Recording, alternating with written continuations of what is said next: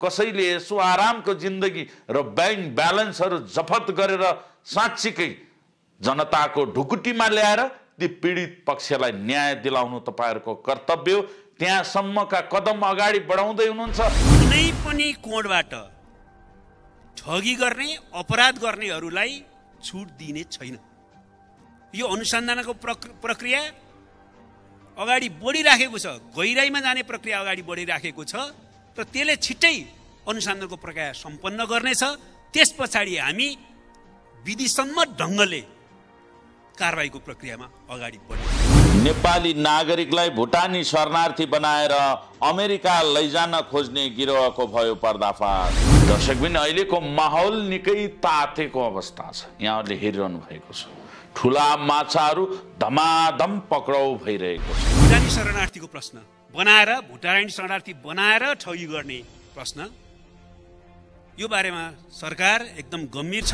भ्रष्टाचारीहरूलाई एक गरेर लखेटेर फाइल खोल्नुपर्छ र यहाँहरूले यो पनि ध्यान दिनु होला, अहिले घर घरमा किताब पुगेका छन्। त्यो हाम्रो रिपोर्टिङका कारणले गर्दा हात नलगाउनुस् है, हात नलगाउनुस्। हात नलगाउने होइन कि तपाईहरु किन धकेलिरहेको छ? हैन, तपाई यो ठाउँमा तपाई आउने अधिकारी छैन। यो हाम्रो किन धकेलिरहेको हो? बोलाउनुस् प्रशासनको मान्छे तुरुन्तै बोलाउनुस्। र अहिलेको सरकारले ध्यान दिएर फाइल खोल्दै हुनुहुन्छ। अख्तियार प्रमुखले ध्यान दिएर सुन्नु होला। जति पनि त्यहाँ राखिएका फाइल छन् अब ओपन गर्नुहोस्। समय आयो, अब कारबाही गर्ने बेला आयो। जति पनि अवैध सम्पत्तिलाई कब्जा गरेर जनतालाई बाँड्ने बेला आयो। होइन भने जनता यो सडकमा आउनु पर्ने अवस्था भोलि नबनोस्। कसैले सोच्छ कि म पावर लगाउँछु वा कसैले सोच्छ कि म पावर अनुसार काम गर्छु, मेरा आफ्ना निष्ठा, राजनीतिक निष्ठा कहाँ छ वा मेरा शक्ति केन्द्र कहाँ छ, त्यसले भने पो गर्छु भने कसैले भन्छ, वा कसैले चाहिँ मेरा निम्ति चाहिँ भूमिका निर्धारित गर्ने त म राजनीतिक दबावबाट गराउँछु भन्ने ठान्छ भने त्यो सिद्धि। साँच्चीको अर्थतन्त्र ध्वस्त भएको अवस्थामा छ। भोलि श्रीलङ्का जस्तो हाम्रो देश नहोला भन्न सकिँदैन। त्यसैले गर्दा अब अहिलेको सरकारले समयमा साँच्चीकै जनतालाई राहत दिलाउने काम, जनतालाई अन्यायबाट मुक्त गर्ने काम, भ्रष्टहरूको भण्डाफोर गर्दै एक गरेर फाइल खोल्न तपाईँ डराउनुहुन्न। यदि डराउनु भयो भने साँच्चीकै अब जनताले लखेट्ने छन्।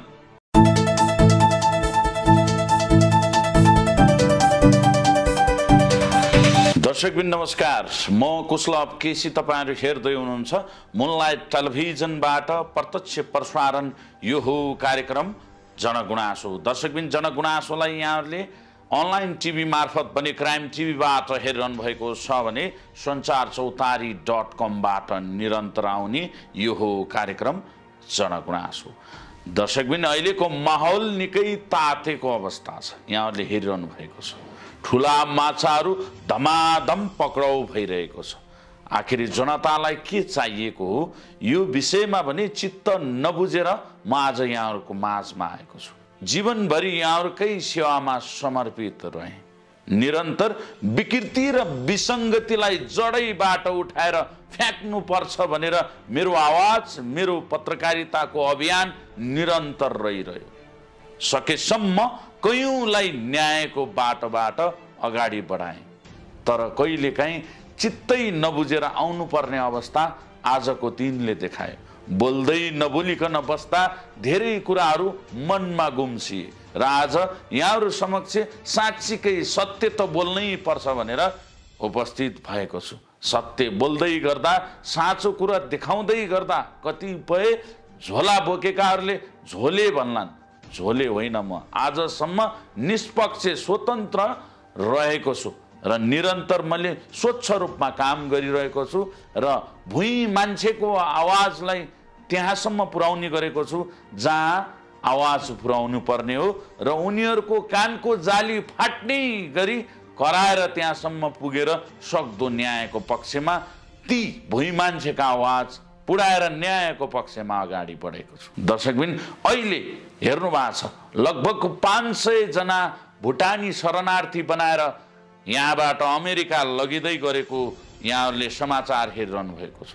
साँच्चीकै यहाँबाट नेपालीलाई भुटानी शरणार्थी बनाएर यसरी ठगी धन्दामा संलग्न VIP देखि लिएर पूर्व मन्त्रीसम्म तपाईले हेरिसक्नु भएको छ।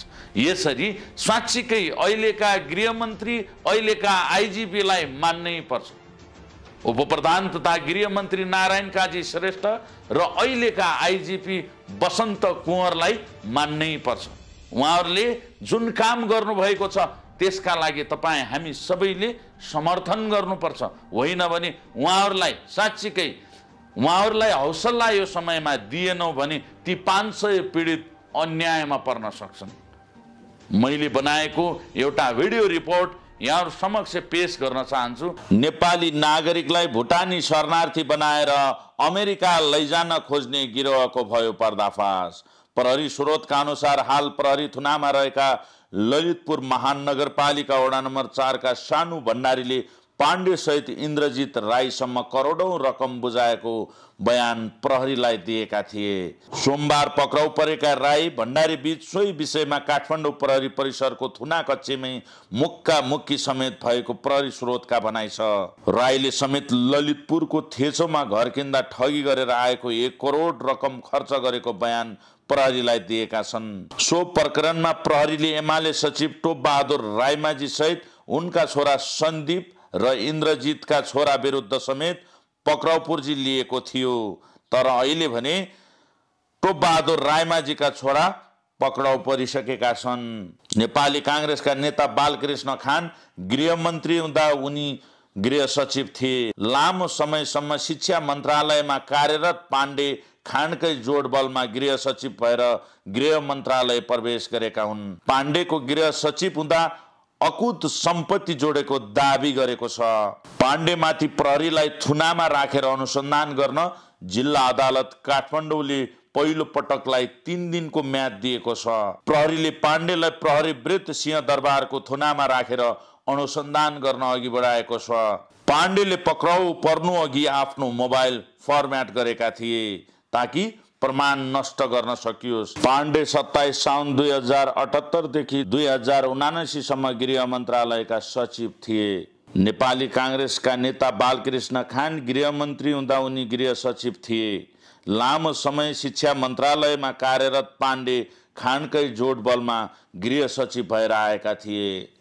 तर पाण्डेले आफू विरुद्ध अदालतले पक्राउ पूर्जी जारी भएको सूचना पाए लगतै उनी काठमाडौँ पेप्सीकोला स्थित आफ्नो घर छोडेर भक्तपुर सागा स्थित आशापुरी रिसोर्टमा बस्न पुगेका थिए। मंगलबार राति नै प्रहरीले पक्राउ गर्ने भएकाले उनी घर छोडेर भागेका थिए। बुधबार प्रहरीले पाण्डेलाई सोही रिसोर्टबाट पक्राउ गरेको हो। पाण्डे 6/8091 नम्बरको पुरानो कलेजी रङको कार लिएर घरबाट निस्केका थिए। सोही कार सहित प्रहरीले पाण्डेलाई पक्राउ गरेको हो। पाण्डेमाथि प्रहरीलाई थुनामा राखेर अनुसन्धान गर्न जिल्ला अदालत काठमाडौँले पहिलो पटकलाई 3 दिनको म्याद थप गरेको हो। उक्त प्रतिवेदन अझै सार्वजनिक छैन, तर ठगी गर्ने गिरोहले भने त्यही प्रतिवेदन हात पारेर नेपालीलाई नक्कली शरणार्थी बनाएको प्रहरीको दाबी छ। भुटानी शरणार्थी सम्बन्धी समस्याको स्थायी समाधान पहिल्याउन सरकारी कार्यदलले तयार पारेको गोप्य प्रतिवेदनमा नक्कली अनुसूची घुमाउँदै नेपालीलाई शरणार्थी बनाएको खुलेको थियो। उक्त प्रतिवेदन गृह मन्त्रालयका पूर्व सचिव बालकृष्ण पन्थीको संयोजकत्वमा गठित समितिले 2076 सालमा तयार पारेको थियो। कार्यदलमा गणेश बहादुर केसी विज्ञ सदस्यका रूपमा थिए भने गृह मन्त्रालयकै शाखा अधिकृत दीपक प्रसाद न्युपाने सदस्य सचिव थिए। सरकारले 3 महिनाको समयमा तोकेर गठन गरेको कार्यदलले 2076 असार गृह मन्त्रालयमा आफूलाई भुटानीको नाममा अमेरिका पुर्याउने भन्दै ठगी गरेको भन्दै हालसम्म प्रहरीमा 150 जनाले जाहेरी दिइसकेका छन्। प्रहरीको अनुसन्धानबाट उनीहरूले 500 जना नेपालीहरूलाई नक्कली भुटानी शरणार्थीका नाममा करिब 1 अर्ब रुपैयाँ ठगी गरेको जनाएको दाबी गरेको छ। पाण्डे गृह सचिव हुँदा गृह मन्त्रीमा कांग्रेस नेता बालकृष्ण खान थिए। खानको समूहलाई समेत प्रभावमा पारेर ठगी गर्ने गिरोहले ठगी गरेको प्रहरीको दाबी छ। पाण्डे उच्च तहका कर्मचारी हुन्। यसअघि सोमबार परिसर काठमाडौँको टोलीले पूर्व गृहमन्त्री रामबहादुर थापा बादलका सुरक्षा सल्लाहकार इन्द्रजित राईलाई समेत पक्राउ गरेको थियो। यसअघि प्रहरीले सो प्रकरणमा जोडिएका मोरङ पत्रिका, केशव प्रसाद दुलाल, ललितपुर महालक्ष्मी वडा नम्बर 4 का सानु भण्डारी र 5 थर फिदिमका टङ्क कुमार गुरुङ, मोरङ पत्री 10 का सागर राई, दाङका सन्देश शर्मा पोखरेललाई पक्राउ गरेको थियो। उनीहरूमाथि प्रहरीले संगठित ठगी मुद्दामा अनुसन्धान अघि बढाएको थियो। पक्राउ परेकाहरूको बयानको आधारमा प्रहरीको अनुसन्धान सचिवसम्म पुगेको हो। काठमाडौँ प्रहरी परिसरले बुधबार नक्ली भुटानी शरणार्थी प्रकरणमा मुछिएका गृह मन्त्रालयका पूर्व सचिव टेक नारायण पाण्डेलाई पक्राउ गर्यो। हाल उपराष्ट्रपति कार्यालयमा कार्यरत सचिव पाण्डेलाई काठमाडौँ प्रहरीको विशेष टोलीले काठमाडौँ पेप्सी खोलाबाट बुधबार बिहानै पक्राउ गरेको हो। नेपालीलाई नक्ली भुटानी शरणार्थी बनाएर अमेरिका पठाउने भन्दै ठगी प्रकरणमा हालसम्म पक्राउ परेका पाण्डे उच्च तहका कर्मचारी हुन्। यसअघि सोमबार परिसर काठमाडौँको टोलीले पूर्व गृहमन्त्री रामबहादुर थापा बादलका सुरक्षा सल्लाहकार इन्द्रजित राईलाई समेत पक्राउ गरेको हो। अब रह्यो भुटानी शरणार्थीको प्रश्न, भुटानी शरणार्थी बनाएर ठगी गर्ने प्रश्न। यो बारेमा सरकार एकदम गम्भीर छ। अनुसन्धानको प्रक्रिया तीव्र रूपमा अगाडि बढेको छ। म फेरि जोड दिएर भन्न चाहन्छु, कुनै पनि कोणबाट ठगी गर्ने, अपराध गर्नेहरूलाई छुट दिने छैन। यो अनुसन्धानको प्रक्रिया अगाडि बढिराखेको छ, गहिराईमा जाने प्रक्रिया अगाडि बढिराखेको छ र त्यसले छिट्टै अनुसन्धानको प्रक्रिया सम्पन्न गर्नेछ। त्यस पछाडि हामी विधिसम्मत ढङ्गले कारबाहीको प्रक्रियामा अगाडि बढ्नेछौँ। कसैले सोध्छ कि म पावर लगाउँछु वा कसैले सोध्छ कि म पावर अनुसार काम गर्छु, मेरा आफ्ना निष्ठा, राजनीतिक निष्ठा कहाँ छ वा मेरा शक्ति केन्द्र कहाँ छ, तिनले भने पो गर्छु भने कसैले भन्छ, वा कसैले चाहिँ मेरा निम्ति चाहिँ भूमिका निर्धारित गर्ने त म राजनीतिक दबावबाट गराउँछु भन्न ठान्छ भने त्यो सिद्धियो।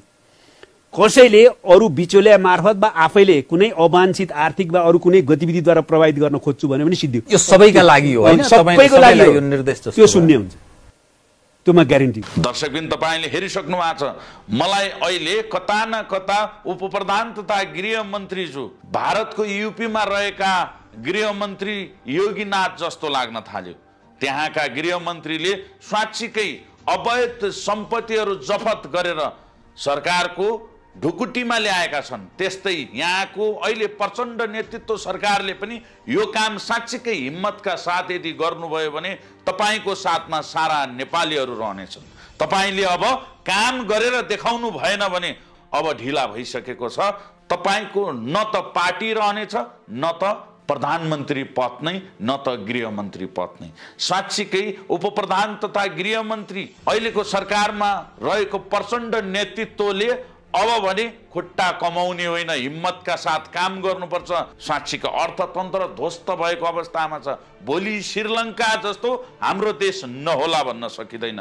त्यसैले गर्दा अब अहिलेको सरकारले समयमा साँच्चीकै जनतालाई राहत दिलाउने काम, जनतालाई अन्यायबाट मुक्त गर्ने काम, भ्रष्टहरूको भण्डाफोर गर्दै एक एक गरेर फाइल खोल्न तपाईँ डराउनुहुन्न। यदि डराउनु भयो भने साँच्चीकै अब जनताले लखेट्नेछन्।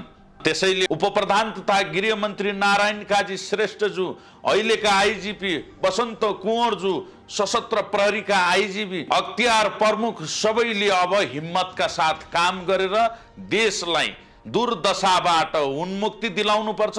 भ्रष्टाचारीहरूलाई एक एक गरेर लखेटेर फाइल खोल्नुपर्छ। र यहाँहरूले यो पनि ध्यान दिनुहोला, अहिले घर घरमा किताब पुगेका छन्। त्यो हाम्रो रिपोर्टिङका कारणले गर्दा र अहिलेको सरकारले ध्यान दिएर हो। साँच्चीकै यसरी नै काम गर्नुहोस्। आगामी दिनहरूमा यो वर्ष जस्तै निरन्तर अबका दिनहरूमा किताब समयमा पुगेनन् भने मेरो आवाज निरन्तर रहनेछ। जनक शिक्षामा रहेका भ्रष्टाचारीलाई पनि भण्डाफोर गर्नु पर्यो। जसले भ्रष्टाचार गरेर कमाएको सम्पत्ति राज्यले जफत गरेर साँच्चीकै हिम्मतका साथ काम गरेर अहिलेको अर्थतन्त्रलाई उकालो लगाउने काम गर्नु पर्यो। यदि यसरी नै यो सरकार अगाडि बढ्यो, अहिले प्रचण्ड नेतृत्वको सरकार, गृहमन्त्री नारायण काजी श्रेष्ठज्यू, अहिलेका आइजिबी सफल कार्यकालको लागि पक्कै पनि जनताले तपाईहरुलाई सपोर्ट गर्नुहुनेछ, साथ दिनुहुनेछ। निरन्तर जनता तपाईहरुको साथमा रहनेछ र राम्रो कामलाई राम्रो भन्नुपर्छ। 500 जना अन्यायमा पर्दैछन्, ती 500 लाई न्याय दिलाउनु पर्छ। यदि न्याय दिलाउनु भएन भने फेरि समय आउला गृहमन्त्रीज्यू, तपाईले राम्रो गर्नु भएन भनेर, प्रधानमन्त्री प्रचण्डज्यू तपाईले राम्रो गर्नु भएन भनेर पक्कै पनि हामी राम्रो कामको प्रशंसा गर्ने गरौँ, राम्रो काममा सपोर्ट गर्ने गरौँ। गलत गर्दा भण्डाफोर पनि मैले नै सुरुवात गर्नेछु। गलत काम यदि साँच्चीकै गरेको खण्डमा फेरि पनि दोहोर्याउँदै गलत भएको खण्डमा म यसको भण्डाफोर गर्न अगाडि बढ्नेछु। साँच्चीकै भन्दैछु, अब भने सक्दो जनतालाई चाहिएको न्याय हो। अहिले मिटर ब्याजी भागाभाग भएका छन्। साँच्चीकै भन्नुपर्दाखेरि अहिले भइरहेको समस्या, जसरी आविष्कार केन्द्रका अध्यक्ष महावीर पुन्जुले जसरी माग गर्नुभएको थियो त्यो मागको पनि सम्बोधन गरेको छ, त्यस्तै अहिले जति पनि यो सहकारीबाट ठगी गर्ने, बचतकर्ताको पैसा खाने जति पनि छन् ती सबै सहकारी सञ्चालकलाई पनि अब कानुनी कठघरामा ल्याएर यो सरकारले कारबाही गर्नुपर्छ र उनीहरूले गैर कानुनी रूपमा आफ्नो नाममा गरेका सम्पत्ति जपत गरेर साँच्चीकै यूपीका गृहमन्त्री योगीनाथ जस्तै गरेर हाम्रा गृहमन्त्रीले पनि हिम्मत देखाउनु भएको छ। सल्युट र सम्मान गर्दै साँच्चीकै अब नेपाली जनताले राम्रो कामको प्रशंसा गर्न सिकौँ। तर हामीले सपोर्ट गर्दा गर्दै, आम नागरिकले सहयोग गर्दा गर्दै सरकार मात्तिएर गलत बाटोतिर लाग्यो भने पक्कै पनि हामीहरूले फेरि जसरी खेदो खन्ने गर्छौँ त्यसरी नै खन्नुपर्छ। तर राम्रो काम गर्दा साँच्चीकै तपाईँ हामीले समर्थन गर्नुपर्छ, सहयोग गर्नुपर्छ। होइन भने भोलिका दिनमा जनताले साथ दियो भने न सरकार रहन्छ, जनताले साथ दियो भने न गृहमन्त्री रहन्छन्। यदि जनताले साथ नदिएको खण्डमा त भोलि अवस्था के हुन्छ? उहाँहरूको कुर्सी जान सक्छ।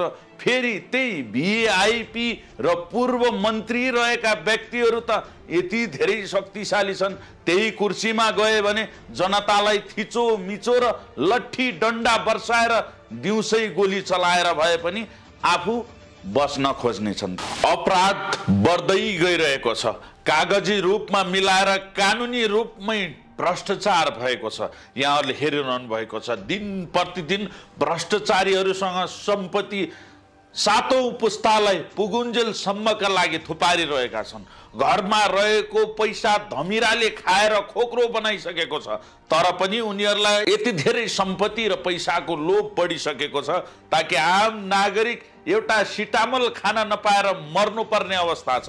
एक छाक भात खान नपाएर मान्छे मर्नुपर्ने अवस्था हुँदा हुँदै देश यो अवस्थामा आइसक्यो र ती दिएका कुर्सीहरूको सम्मान गर्नुपर्छ। त्यो कुर्सीमा बसे लगतै जनभाव हुनुपर्छ, जनताको माया हुनुपर्छ, देशको माया हुनुपर्छ, देशको विकासको माया हुनुपर्छ र जनतालाई विकासको बाटोबाट अगाडि बढाउनु नै नेताहरूको कर्तव्य र मन्त्रीहरूको दायित्व हो। त्यसै कारणले गर्दा एक एक पसिनाले तिरेको करबाट तपाईहरू यसो आरामको जिन्दगी त बिताउनुहुन्छ, बिताउनुहोस्, केही फरक पर्दैन, तर कमसे कम जनतालाई राहत दिने काम गर्नुहोस् अनि तपाईले त्यो खुसी लिनुहोस्। जनताले सहजै स्वीकार्नेछन्। ठगी धन्दा मात्रै गर्ने हो, भ्रष्टाचारै गर्ने हो, देशलाई खोक्रो बनाउने श्रीलङ्का जस्तो अवस्थामा पुर्याउने हो भने यो नेतृत्वको कुनै काम छैन। त्यसैले अब सुध्रिनुहोस्। अब पनि नसुध्रिए भने जनताले भोलि घरको न घाटको बनाउने छन्,